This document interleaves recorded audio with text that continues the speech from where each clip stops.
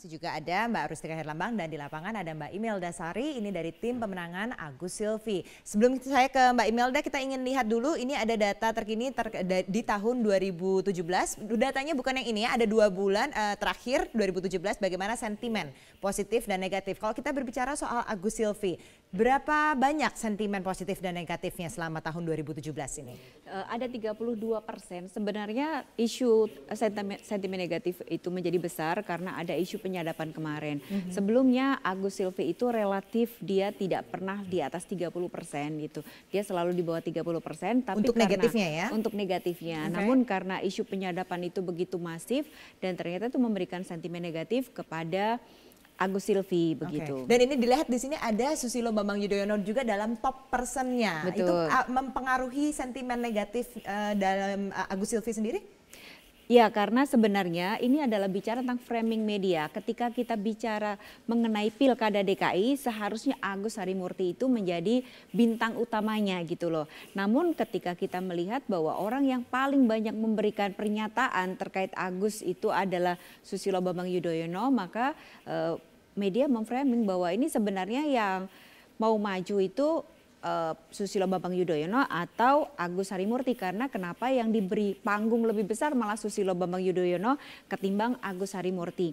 Kalau bicara tentang top person itu adalah orang yang paling banyak diberitakan terkait dengan Agus, memang Agus yang nomor 1.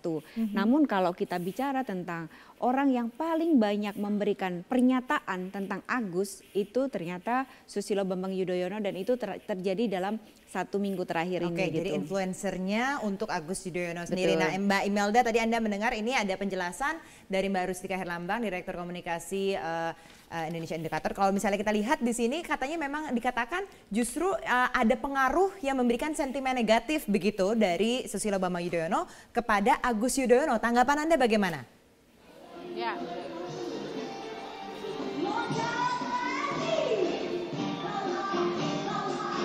Mbak Imelda, Anda masih mendengar saya?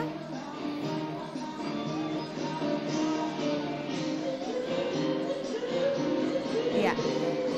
Mbak Imelda, di sini ada Mbak Rustika Herlambang, Direktur Komunikasi. Kita baru bahas bagaimana ini pengaruh sentimen negatif yang terjadi di Agus Yudhoyono. Ternyata ini dihasilkan dari statement-statement yang dikeluarkan Susilo Bambang Yudhoyono sendiri. Nah, ini jadi turun begitu, jadi turun exposure-nya justru jadi memberikan sentimen negatif yang cukup besar begitu untuk Agus Silvi sendiri. Tanggapan Anda bagaimana? Yang pertama saya tadi kurang mengetahui nama dari pengamat yang menyampaikan exposure tersebut. Tetapi sejauh ini kami memiliki media monitoring sendiri dalam exposure di sosial media misalnya. Kisaran ketika misalnya isu soal penyadapan, karena itu dimulai dari persidangan saudara Basuki Cahayapurnama, kemudian juga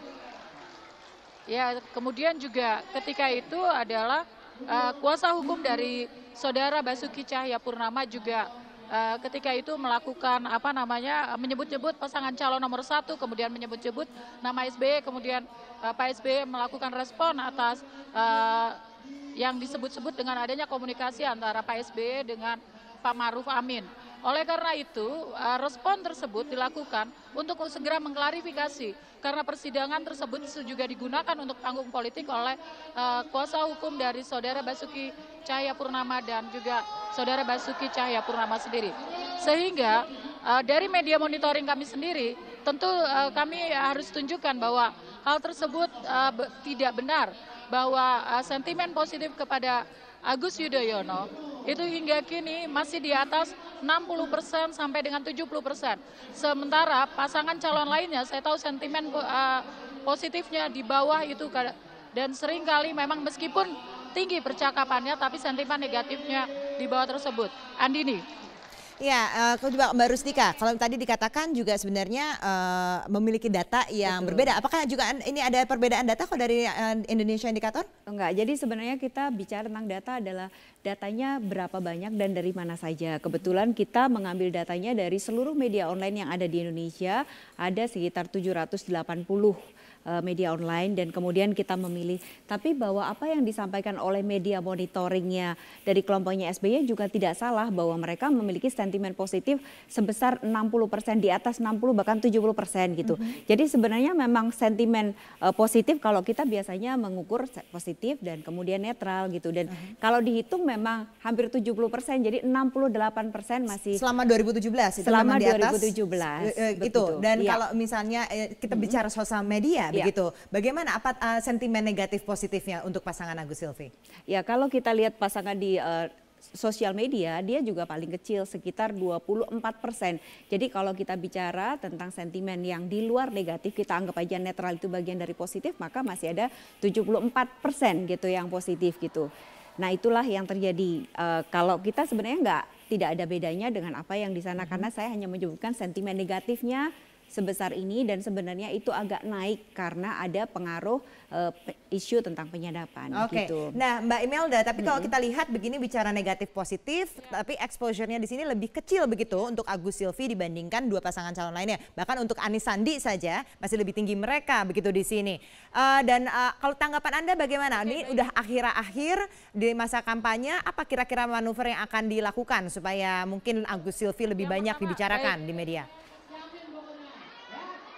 Ya, kalau menyangkut exposure media itu terkait juga mungkin dengan apa yang dilakukan oleh pasangan calon kami. Memang misalnya secara infrastruktur pasangan calon kami untuk secara media exposure, saya pikir memang di media mainstream kami ada, tapi tidak semua media online misalnya yang sampai dengan 700 media online itu kan begitu banyak juga.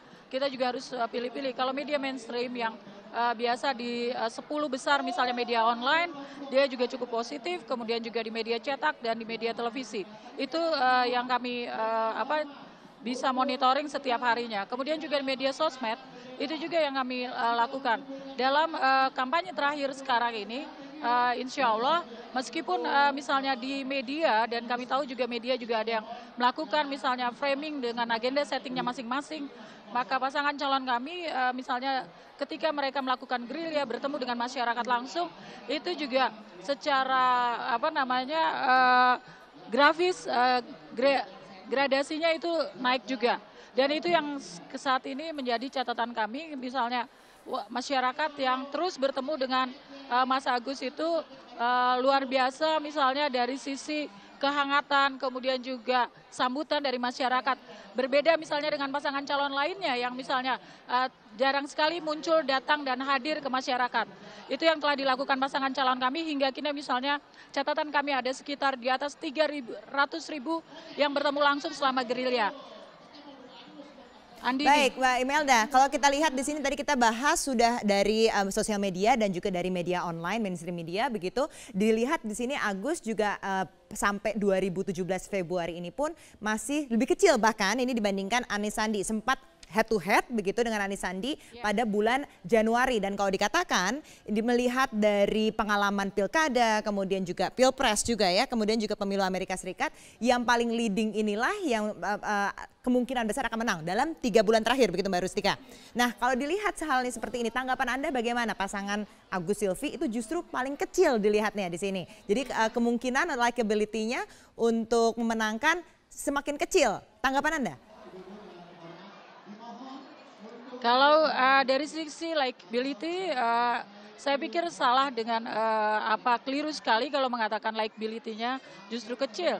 Yang terjadi justru sebaliknya. Animo masyarakat, baik itu yang di mereka bertemu langsung melalui gerilya, kemudian juga silaturahmi, sudah jelas bahwa pasangan calon kami begitu dicintai dan disayangi oleh rakyat Jakarta.